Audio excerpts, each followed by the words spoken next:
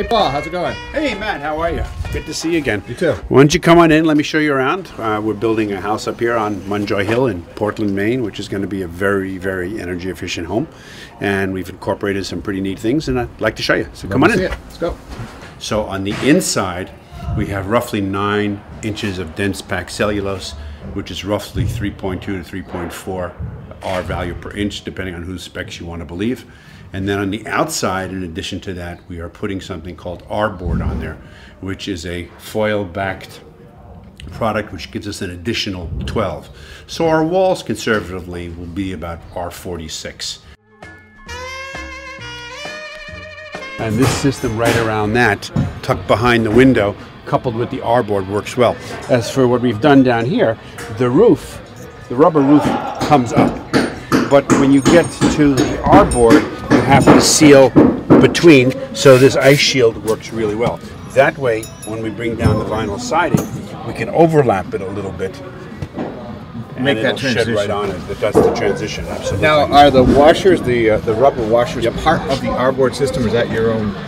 I don't think it's part of the R-board system, but obviously you can't nail any board up on here without having a washer.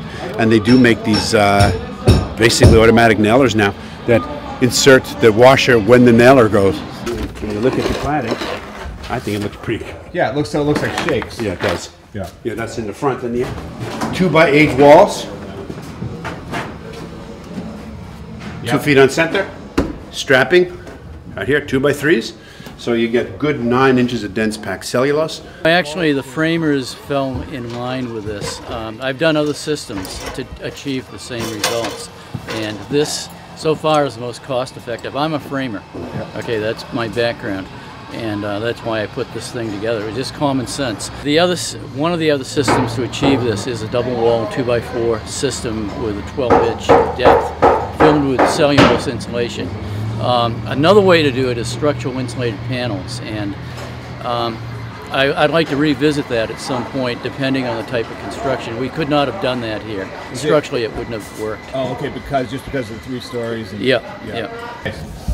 In the ceilings and the floor, I should mention that too. The garage is not air conditioned or heated. The floor there is about R50. We figured it's not in the wind, so R50 is fine. R55. The roof is over R60. So you kept all of your plumbing out of the... Yes, yes. And the only place it isn't is in the front where it has to come into it, so we'll have a slightly heated room. We have the fire sprinkler and the water service.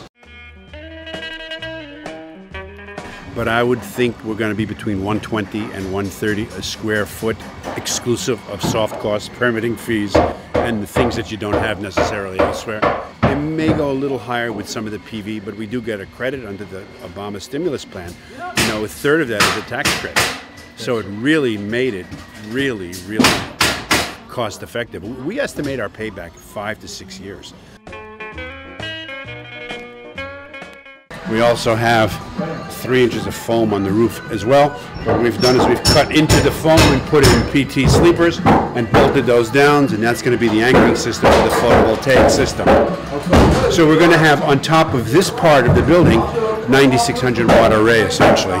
We'll have the air source heat pumps, which will be able to take care of the units with no problem whatsoever. And doesn't cost much to run. The PV will generate electricity, which goes back into the grid when we're not using it.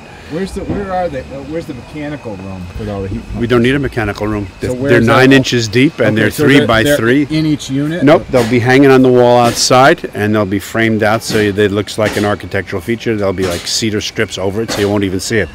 You know, a house like this is not going to use very much energy, and I'll have more numbers once we finish some of the calculations.